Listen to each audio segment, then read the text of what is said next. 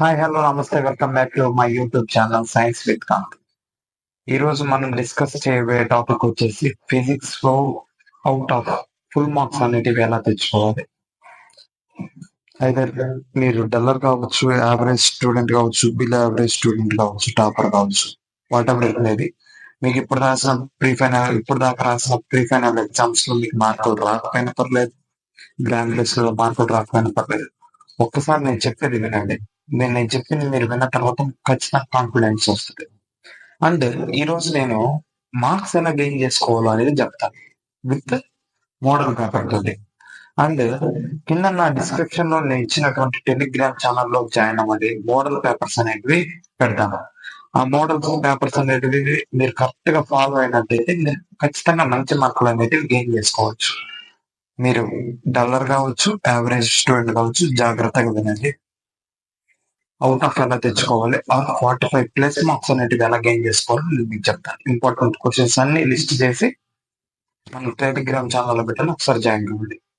First time కనుక నా channel visit చేసినట్టయితే నా ఛానల్ ని లైక్ చేయండి, సబ్స్క్రైబ్ చేసుకోండి. ఓకే, సో ఆపేసి టాపిక్ లోకి వెళ్ళిపోతాం. ఓకే, ఫిజిక్స్ ఫైనల్ ఎగ్జామ్స్ లో మనం మార్క్స్ అనేది గెయిన్ చేసుకోవాలంటే ఎలా అన్న దాని గురించి మాట్లాడుకుందాం. మనము ఎలా మాట్లాడుకుందాం అంటే నా దగ్గర ఒక క్వశ్చన్ పేపర్ ఉంది. దాన్ని బేస్ చేసుకొని ఏ టైప్ ఆఫ్ క్వశ్చన్స్ అడుగుతారు, మనం వాటికి ఎలాంటి టైప్ ఆఫ్ ఆన్సర్స్ ఇవ్వాలి, ఎలాంటి టైప్ ఆఫ్ ఆన్సర్స్ ఇస్తే రైట్ అవుతుంది అనే దాని గురించి చెప్తాను వినండి. సెక్షన్ 1 అనేది ఉంటుందమ్మా మనకి. అది 8x1 = 8 మార్క్స్. అంటే 8 క్వశ్చన్స్ అనేటివి ఉంటాయి. ఈచ్ క్వశ్చన్ అనేది 1 మార్క్ అనేది క్యారీ చేస్తుంది. ఓకేనా? అండ్ దాంట్లో ఫస్ట్ క్వశ్చన్ చూడండి. Why do we keep food in air tight containers? Air tight containers లో ఫుడ్ అనేది ఎందుకు పెడతారు అని అడుగుతున్నారు. ఎందుకు? To avoid oxidation process. Oxidation process అనేది అవాయిడ్ చేయడానికి మనం ఏం చేస్తామంటే ఎయిర్ టైట్ కంటైనర్ లో ఫుడ్ అనేదాన్ని ప్రిజర్వ్ చేస్తాం.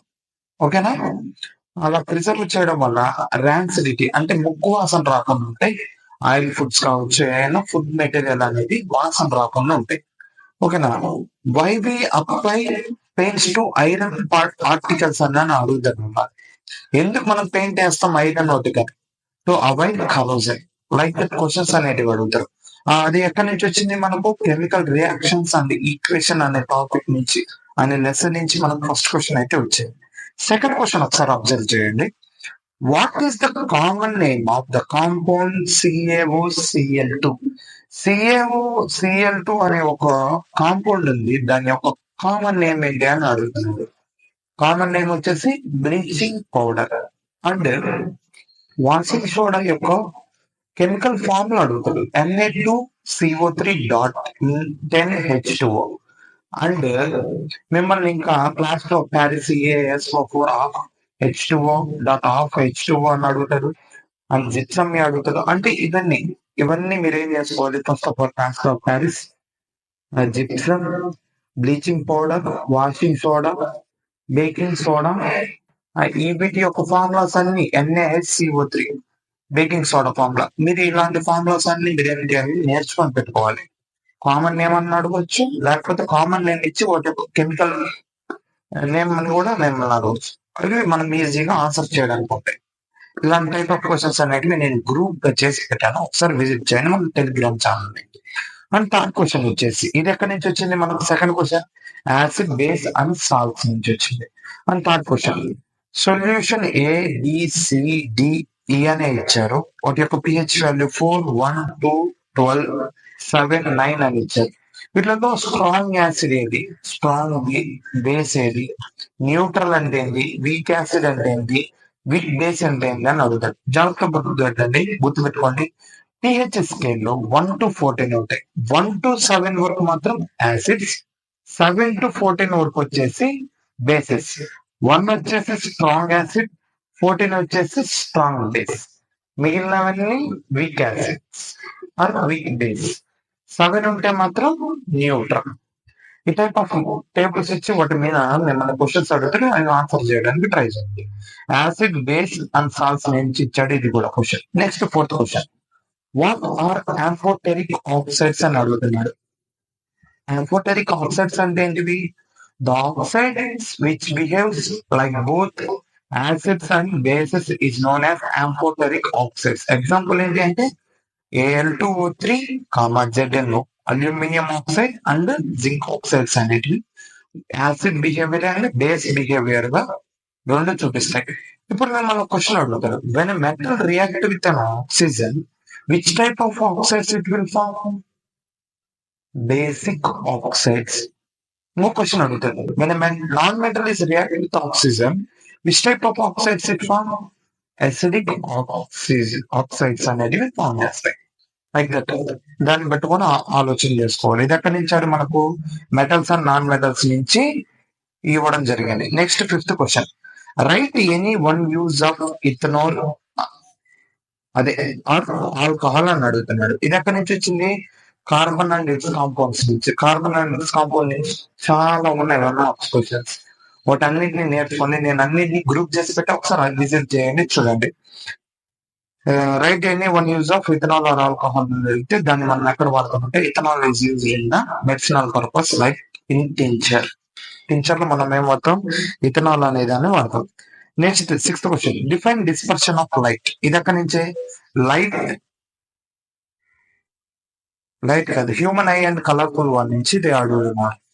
డిఫైన్ డిస్పర్షన్ ఆఫ్ లైట్ అంటే ఏంటి? The phenomena of splitting of white light into constituent colors. అంటే వైట్ లైట్ అనేది అనేక కలర్స్ లాగా స్ప్లిట్ అయినట్టయితే డిస్పర్షన్, ఆ స్ప్లిట్ అయిన దాన్నే ఆ ఫినామినాని ఏమంటారు? డిస్పర్షన్ అంటారు. మనకు తెలుసు ఎగ్జాంపుల్ ఏంటంటే formation of rainbow, VIBGYOR colour, violet, indigo అలాంటి కలర్స్ అన్ని. And 7th question, what is the SI unit of electric energy? Joules. ఎలక్ట్రిసిటీలో నుంచి మేము అడిగే క్వశ్చన్. అండ్ మీకు 3 గుర్తుపెట్టుకోండి, what is the SI unit of refractive index అని కూడా అడుగుతారు. దానికి ఏంటంటే నో యూనిట్స్. అంటే ఈ టైప్ ఆఫ్ లాజికల్ క్వశ్చన్స్ అనేవి అడుగుతారు, జాగ్రత్తగా గుర్తుపెట్టుకోండి. అండ్ 8th క్వశ్చన్ వచ్చేసి, what is the SI unit of resistivity? Ohm metre. లేకపోతే what is the ohm's law? లేకపోతే what is the formula of electric power kilowatts is equal to how many joules అని?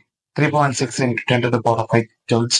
Like that అలాంటివి answer చేయగలగాలి. And section 2 వచ్చేసి 3 into 2 is equal to 6 marks. అంటే each question carries 2 marks. First question ఎక్కడి నుంచి అడుగుతాడు? Carbon and its compounds నుంచి అడుగుతాడు. Like right the general formula of alkenes కానీ, ఆల్కిన్స్ కానీ, ఆల్కైన్స్ కానీ. ఇప్పుడు ఆల్కెన్స్ యొక్క జనరల్ ఫార్ములా వచ్చేసి CnH2n+2. ఆల్కిన్స్ యొక్క జనరల్ ఫార్ములా వచ్చేసి CnH2n minus alkene general formulas అడుగుతున్నాము. Alkane CnH2n+2 or general formula of alkene CnH2n. Alkynes యొక్క general formula CnH2n-2. And first 2 ఉన్నవి ఏ అయినా కానీ, మీథేన్, ఈథేన్ కానీ, ఈథీన్, ప్రొపిన్ కానీ, నెక్స్ట్ ఈథైన్, ప్రొపైన్ కానీ, అలాంటి డిఫరెంట్ టైప్ ఆఫ్ క్వశ్చన్స్ అని అడుగుతారు. లేకపోతే what is the functional group of acids అని, లేకపోతే డిఫరెంట్ ఫంక్షనల్ గ్రూప్స్ ఇచ్చేసి వాటికి పేరు పెట్టమని, వాటి యొక్క పేరు అనేది COH ఉన్నట్టయితే కార్బాక్సిలిక్ గ్రూప్ అని, అలాంటి టైప్ ఆఫ్ క్వశ్చన్స్. OH ఉంటే ఫీనాల్ గ్రూప్ అని, అలాంటి టైప్ ఆఫ్ క్వశ్చన్స్ కూడా అడుగుతారు, జాగ్రత్తగా చూసుకోండి. అండ్ 10th క్వశ్చన్, ఇది ఎక్కడి నుంచి వస్తుంది? రైట్ రిఫ్లెక్షన్ అండ్ రిఫ్రాక్షన్ నుంచి వస్తుంది. Why we use convex mirror as rear view mirror అని అడుగుతున్నాడు. అప్పుడు ఏదైంది? దానికి ఒక వైడ్ రేంజ్ అనే సర్ఫేస్ ఉంది అండ్ ఆబ్జెక్ట్స్ అనేటివి క్లోజర్ గా కనపడతాయి. అట్ ద సేమ్ టైం ఎప్పుడు ఆ మిర్రర్ లో ఇమేజెస్ అనేటివి డైరెక్ట్ గా ఉంటాయి పైకి, అంటే ప్రిన్సిపల్ యాక్సెస్ కి పైనే ఉంటాయి అంట. అలా ఉండటం వల్ల మనం దూరం నుంచి వచ్చేటువంటి ఆబ్జెక్ట్స్ ని మనం క్లియర్ గా చూడగలుగుతాం. అండ్ నెక్స్ట్ క్వశ్చన్ వచ్చేసి 11th క్వశ్చన్, ఇది ఎక్కడి నుంచి వస్తున్నారు? ఎలక్ట్రిసిటీ నుంచి. మేబీ ఒక ప్రాబ్లం కూడా అడగొచ్చు, ప్రాబ్లమ్స్ కూడా చూసుకోండి. అండ్ మీకు ఏమైనా ప్రాబ్లమ్స్ డౌట్ ఉంటే కామెంట్ సెక్షన్ లో కామెంట్ చేయండి, నేను ఎక్స్ప్లెయిన్ చేస్తాను. ఏ ప్రాబ్లం అయినా డోంట్ వరీ. అండ్ డెరివేషన్స్ కానీ ఏవైనా కానీ మీకు ఏం కావాలన్నా కానీ అడగండి, నేను ప్రతిదీ ఎక్స్ప్లెయిన్ చేస్తాను. 11th question, why are copper and aluminium wires usually employed for electricity transmission? Electricity transmission లో మనం ఎప్పుడైనా కానీ కాపర్ కానీ అల్యూమినియం కానీ ఎందుకు వాడతామని అడుగుతున్నారు. అల్యూమినియం కావచ్చు, కాపర్ కావచ్చు, ఇవేంటివి గుడ్ కండక్టర్స్. ఇవేం చేస్తాయి, ఎలక్ట్రిసిటీని చాలా బాగా కండక్ట్ చేయగలుగుతాయి. That's why we use copper or aluminium in electric wires. అంటే అవి రస్ట్ ప్రూఫ్, అవి తుప్పు పట్టవు. Next section 3, 3 into 4, 12 marks. అంటే ఈచ్ క్వశ్చన్ క్యారీస్ 4 మార్క్స్. ఎన్ని? 3 క్వశ్చన్స్. ఫస్ట్ క్వశ్చన్ వచ్చేసి మనకు ఎక్కడి నుంచి, లైట్ రిఫ్లెక్షన్ అండ్ రిఫ్రాక్షన్ నుంచి అడుగుతాడు. Draw any one of the following diagrams అని ఇచ్చేసి రేట్ డయాగ్రామ్స్ ఇస్తారు. కాన్కేవ్ మిర్రర్ ఇవ్వచ్చు, కాన్వెక్స్ మిర్రర్ ఇవ్వచ్చు, కాన్వెక్స్ లెన్స్ ఇవ్వచ్చు, కాన్కేవ్ లెన్స్ ఇవ్వచ్చు. కానీ different different type of ray diagrams అనేది ఉంటాయి. వాటి మీద జస్ట్ ఫోకస్ చేయండి. ఇక్కడైతే ఇన్ఫినిటీ పెట్టేటప్పుడు 2F1 దగ్గర పెట్టినప్పుడు ఎలాంటి టైప్ ఆఫ్ ఇమేజెస్ అనేటివి ఫామ్ అవుతాయని అడుగుతున్నాడు. ఓకేనా. Next, draw the diagram which shows that acid solution in water conduct electricity. Acid base and salts నుంచి అడుగుతున్నాడమ్మా.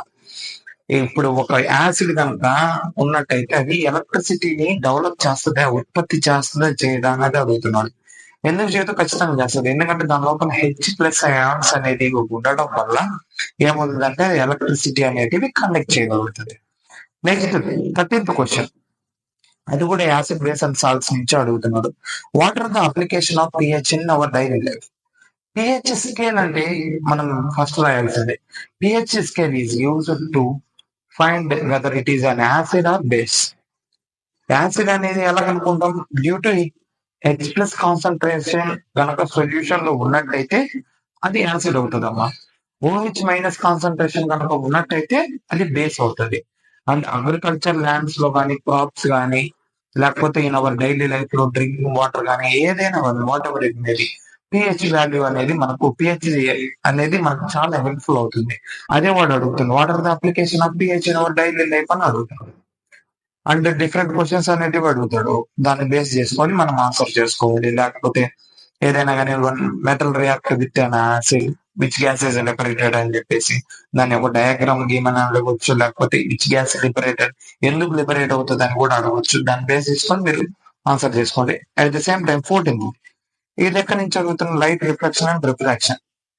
మనకేమన్నా అడుగుతున్నాడు తెలుసా, F వాల్యూస్ ఇచ్చాడు, R వాల్యూస్ ఇచ్చాడు, అండ్ బాక్సెస్ డిఫరెంట్ గ్యాప్ లో కూడా ఇచ్చాడు. కాబట్టి మనం ఆన్సర్స్ అనేటివి చేయమని చెప్పాడు. R is equal to 2F formula. అంటే ఏంటి, ఒక రేడియస్ ఆఫ్ కర్వేచర్, ఇది ఒక రేడియస్ ఆఫ్ కర్వేచర్ అనుకుంటే దాంట్లో సగభాగం వచ్చేసి ఇట్స్ ఫోకల్ లెంత్. ఓకేనా. రెండు ఫోకల్ లెంత్ కలిసినట్టయితే ఒక radius of curvature. Okay. And focal length is equal to R/2. Focal length ఎంత, ఇది మొత్తం రేడియస్ ఆఫ్ కర్వేచర్ అనుకుంటే దీంట్లో సగభాగం ఎంత అయితే ఉందో అది దాని యొక్క ఫోకల్ లెంత్ అన్నట్టు. కాబట్టి దాని ప్రకారం చేసుకొని చూసుకుంటే F వాల్యూ ఫస్ట్ 12 ఇచ్చాడు, 12 ఇచ్చి మనం R కనుక్కోమన్నాడు. కాబట్టి 2 into F that is equal to 24. మనం ప్రాసెస్ అనేది చేసుకోవాలి. ఓకేనా. నెక్స్ట్ సెక్షన్ 3, 8 మార్క్స్ వచ్చినమ్మా, జాగ్రత్తగా చూసుకోండి. అండ్ వెరీ వెరీ ఇంపార్టెంట్, మనం మార్క్స్ అనేటివి 8 మార్క్స్ తెచ్చుకోవచ్చు, 4 మార్క్స్ తెచ్చుకోవచ్చు, 2 మార్క్స్ తెచ్చుకోవచ్చు. 1 మార్క్స్ అనేటివి చాలా జాగ్రత్తగా నేర్చుకోండి. అవి ఒక గ్రూప్ నియర్లీ ఒక 40-50 అని పెట్టే ఇంపార్టెంట్ కోర్సెస్. అవి కనుక ప్రిపేర్ అయితే చాలు, మీరు 1 మార్క్స్ క్వశ్చన్స్ అనేవి ఖచ్చితంగా ఆన్సర్ చేయగలుగుతారు. అండ్ జాగ్రత్తగా వినండి, మీరు ఎగ్జామ్ పేపర్ తీసుకున్న తర్వాత మొత్తం క్వశ్చన్ అనేది రీడ్ చేయండి. క్వశ్చన్స్ అన్ని రీడ్ చేయండి, చదవండి. చదివిన తర్వాత అండ్ మీరు ఖచ్చితంగా ప్రతి క్వశ్చన్ అనేది ఆన్సర్ చేయడానికి ట్రై చేయండి. మేబీ మీరు ఆన్సర్ చేసిన దాని ప్రకారమైనా కానీ మీకు ఒక 1/2 మార్క్ 1 మార్క్ అయినా కానీ పడవచ్చు, అవకాశం ఉంటుంది. కాబట్టి ఏ క్వశ్చన్ అనేది వదలొద్దు, ప్రతి క్వశ్చన్ అనేది ఆన్సర్ చేయండి. ఓకేనా. నెక్స్ట్ 15th లో explain the correction of myopia with diagram. Myopia గానీ, హైపర్మెట్రోపియా, ప్రెస్బయోపియా, ఇలాంటి డిఫరెంట్ డిఫరెంట్ ఐ డిఫెక్ట్స్ అనేవి ఉన్నాయి. అవి కరెక్షన్ అనేది చూసుకోండి. అంటే ఎంతో కొంత మ్యాటర్, అంటే కాన్వెక్స్ లెన్స్ వాడడం వల్లనో, కాన్కేవ్ లెన్స్ వాడడం వల్లనో మయోపియా గానీ, హైపర్మెట్రోపియా గానీ మనం ఏం చేస్తామంటే కరెక్షన్ చేసుకోవచ్చు. ఇలా చేసుకోవడం వల్ల by this lenses we can see the object clearly. Because it is fall on the retina మీద పడడం వల్ల మనం ఏమవుతుందంటే ఆబ్జెక్ట్ అనేది మనం క్లియర్ గా చూడొచ్చు అని చెప్పొచ్చు. Next B, reduce the equal resistance of 3 resistors connected in series కావచ్చు, ప్యారలల్ కావచ్చు. రెండు అడుగుతారు ఎక్కువ శాతం, సిరీస్ కానీ ప్యారలల్ కానీ. రెండు డెరివేషన్స్ అనేటివి నేర్చుకోండి. ఇఫ్ ఇన్ కేస్ మీకు గనక డెరివేషన్స్ కావాలంటే కామెంట్ సెక్షన్ లో కామెంట్ చేయండి, నేను ఎక్స్ప్లెయిన్ చేస్తాను. ఓకేనా friends? 16th question, right the difference between displacement and double displacement reaction అని అడుగుతున్నాడు. డిస్ప్లేస్మెంట్ అంటే కేవలం ఒకటే తన యొక్క ప్లేస్ ని షిఫ్ట్ అవుతుంది. డబుల్ డిస్ప్లేస్మెంట్ అంటే రియాక్టెంట్ సైడ్ ఉన్నటువంటి రెండు తన యొక్క ప్లేసెస్ అనేటివి షిఫ్ట్ అవుతాయి ఎక్కడికి, ప్రోడక్ట్ సైడ్స్ కి వచ్చేసరికి.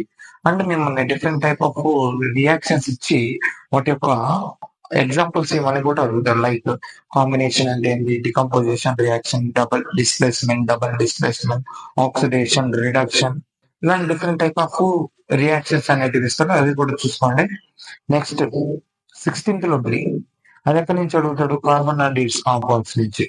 Explain the mechanism of cleaning action of soap, micelle formation or explain the mechanism of cleaning action soap అన్న రెండు నియర్లీ దగ్గరగా ఉంటాయి. What is మిసెల్లీ? మిసెల్లీ అంటే ఏంటనేది మనం తెలుసుకోవాలి. మిసెల్లీ అంటే it is the group of soap molecules. Soap molecules అన్ని గ్రూప్ గా ఒక గట్టి పార్టికల్ కనుక అటాచ్ అయినట్టయితే దాన్ని ఏమంటారు అంటే మిసెల్లీ అన్న. మిసెల్లీలో ఎన్ని ఉంటాయి, 2 ఎండ్స్ ఉంటాయి, ఒకటి హైడ్రోఫోబిక్ అండ్ ఒకటి హైడ్రోఫిలిక్ ఎండ్. హైడ్రోఫోబిక్ ఎండ్ ఎందుకు మనకి వస్తుంది, అది డర్టీ పార్టికల్ ని పట్టుకుంటది. హైడ్రోఫిలిక్ ఎండ్ ఏం చేస్తుంది, ఆ యొక్క కార్బన్ చైన్ అనేది వాటర్ సైడ్ అనేది మూవ్ అవడానికి ఉపయోగపడుతుంది. కొద్దిసేపటికి ఏమవుతాయి, అదంతా కొల్లాయి సొల్యూషన్ లాగా వాటర్ బాటమ్ ఆఫ్ వాటర్ కి చేరుకుంటాయి అనమాట. క్లీనింగ్ యాక్షన్ ఆఫ్ సోప్ కావాలన్నా కానీ కామెంట్ చేయండి, నేను క్లియర్ గా ఎక్స్ప్లెయిన్ చేస్తాను. అంటే దీన్ని బేస్ చేసుకొని డిఫరెంట్ టైప్ ఆఫ్ క్వశ్చన్స్ ఉన్నాయి, మన టెలిగ్రామ్ ఛానల్ లో పెట్టే పదే చెప్తున్నాం. ఒక్కసారి విజిట్ చేయండి, చూడండి. క్వశ్చన్స్ అనేటివి మేబీ చెప్పలేము, మీరు చూసినట్టయితే ఆ క్వశ్చన్స్ అనేటివి మీకు పనికొస్తాయేమో. చదువుకుంటే మీకు ఏమన్నా రేపటికి ఎగ్జామ్ లో మీరు మంచి మార్కులు తెచ్చుకోవచ్చు కదా. And 17th, explain the procedure of showing that compass needle is deflected on passing an electric current through a metallic conductor. Oersted experiment. దీన్ని magnetic effect of electric current నుంచి అడుగుతున్నాడమ్మా. అంటే దీనిలో ఉంటాయి రెండు మ్యాగ్నెటిక్ ఫీల్డ్ యొక్క మధ్య ఉన్నటువంటి ఫోర్స్ అనేది డిస్క్రైబ్ చేయమని ఒక యాక్టివిటీ ఉంటుంది. అది ఒకటి ఇది ఒకటి చాలా అంటే చాలా important. Next B, explain the experiment procedure to investigate the condition under which iron rust. ఇది ఎక్కడి నుంచి అడుగుతున్నాడు, మెటల్స్ అండ్ నాన్ మెటల్స్ నుంచి. ఐరన్ అనేది ఏ సిచ్యువేషన్స్ లో అది రస్ట్ అనేది పట్టింది అనే దాని గురించి అడుగుతుంది. మెటల్స్ అండ్ నాన్ మెటల్స్ లో అడిగేటివి చాలా ఉన్నాయి, కాబట్టి దాన్ని ఆన్సర్ దాన్ని బేస్ చేసుకొని కూడా చదువుకోండి. లైక్ ఇప్పుడు మిమ్మల్ని ఎలా అడుగుతాడంటే, ఓర్ అంటే ఏంటి, మెటల్స్ అనేటివి ఆక్సిజన్ తో రియాక్ట్ అయితే ఎటువంటి ఆక్సైడ్స్ అనేటివి ఫామ్ చేస్తాయి, యాంఫోటెరిక్ ఆక్సైడ్స్ అంటే ఏంటివి, అండ్ మెటల్స్ యొక్క నేచర్ ఏంటిది, and different type of questions అనేటివి మనకు దీని మీద అడగడానికి ఛాన్సెస్ ఉన్నాయి. ఆ క్వశ్చన్స్ అన్నిటిని ఫ్రేమ్ చేసేసి మీకు నేను మన టెలిగ్రామ్ ఛానల్లో పెట్టి ఒకసారి విజిట్ చేయండి. అండ్ ఈ క్వశ్చన్స్ అన్ని చెప్పాలంటే చాలా లెంత్ వీడియో అవుతుందమ్మా. అండ్ ఆ క్వశ్చన్స్ అన్ని పెట్టి ఎక్స్ప్లెయిన్ చేయాలి అని అనుకుంటే మీరు కనుక ఒక్కసారి కామెంట్ చేయండి. ప్రతి క్వశ్చన్